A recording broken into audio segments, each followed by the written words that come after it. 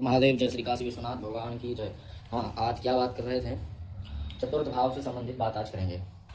चतुर्थ भाव से संबंधित आज बात करेंगे। चतुर्थ भाव को क्या क्या बोलते हैं ये जानेंगे। और कल आपको पता ही चल गया प्रथम भाव से क्या क्या कहते हैं, प्रथम भाव को, और क्या क्या विचार करते हैं प्रथम भाव से। द्वितीय भाव से क्या क्या विचार करते हैं और द्वितीय भाव का क्या नाम है। तृतीय भाव से क्या क्या विचार करते हैं और क्या नाम है तृतीय भाव का, कितने नाम है तृतीय भाव की, ये सब आप जान चुके हैं। और चतुर्थ भाव का क्या नाम है आज पता चलेगा। ठीक है, तो चतुर्थ भाव को देखिए, कहते हैं चतुर्थ भाव को कहा गया है, हाँ, चतुर्थ भाव का नाम जो है केंद्र है। पहली बात चतुर्थ भाव का विचार और चतुर्थ भाव का नाम जानेंगे। तो नाम पहले जानेंगे। चतुर्थ भाव को केंद्र कहते हैं। ठीक है, सुख का भी यही चतुर्थ भाव है, और चतुर्थ भाव को पाताल के नाम से भी जाना जाता है। ठीक है, और केंद्र के नाम से जाना जाता है, और सुख के नाम से जाना जाता है, तुर्य के नाम से जाना जाता है, हिगुक के नाम से भी जाना जाता है, गृह के नाम से भी जाना जाता है, माता के नाम से भी जाना जाता है, माता का भाव चतुर्थ भाव कहा जाता है। ठीक है, और सुहित के नाम से भी जाना जाता है, वाहन आदि के नाम से भी चतुर्थ भाव को जाना जाता है, यान, अंबुज, बंधु, नील आदि के नाम से भी चतुर्थ भाव को जाना जाता है।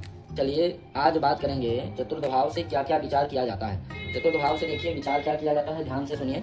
चतुर्थ भाव से विचार किया जाता है माता का, पिता का, ठीक है, सुख का भी विचार चतुर्थ भाव से किया जाता है, और घर का, गृह का, घर गृह एक ही ये शब्द, गांव ग्राम का भी विचार चतुर्थ भाव से किया जाता है, चतुष्पाद, ठीक है, मित्र और अंतःकरण मतलब शांति आदि का भी विचार चतुर्थ भाव से किया जाता है।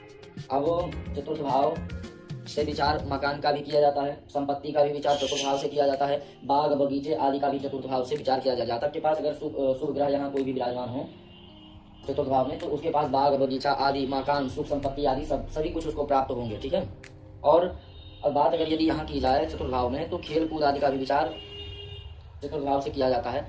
ठीक है, घर की बात जैसे कर रहे थे, घर का विचार चतुर्थ भाव से करते हैं। अचल संपत्ति, खेत आदि का भी विचार यहाँ से चतुर्थ भाव से किया जाता है। मामा भांजे आदि का भी विचार चतुर्थ भाव से किया जाता है। ठीक है, बंधु, मित्र, वाहन, भवन, राज्य, गाय, भैंस आदि जो भी चार पैर वाले जितने भी पशु हैं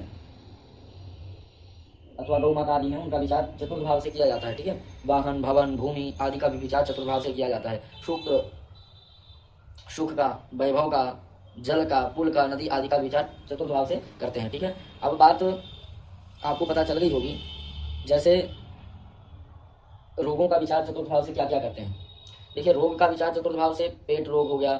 ठीक है, अब चतुर्थ भाव में हृदय से संबंधित जो भी रोग होगा वो चतुर्थ भाव से विचार करते हैं। ठीक है, अब बहुत अधिक बीमारी के विषय पर चर्चा नहीं करेंगे चतुर्थ भाव में, पर ये कहूँगा कि हृदय से संबंधित जो भी कार्य है रोग का, वो सब चतुर्थ भाव से ही देखा जाता है। ठीक है, हाँ, क्या कह रहे थे कि कर्क राशि, मीन राशि और मकर राशि में यदि चंद्रमा अथवा चतुर्थ भाव में मीन राशि, कर्क राशि, मकर राशि का उत्तरार्ध बलवान होना हो जाता है। मतलब यदि कर्क राशि, मकर राशि, मीन राशि यदि यहाँ हो, यदि लिखा हो किसी जातक की कुंडली में, अगर जैसे मेष लग्न की बनेगी तो यहाँ कर्क आ जाएंगे।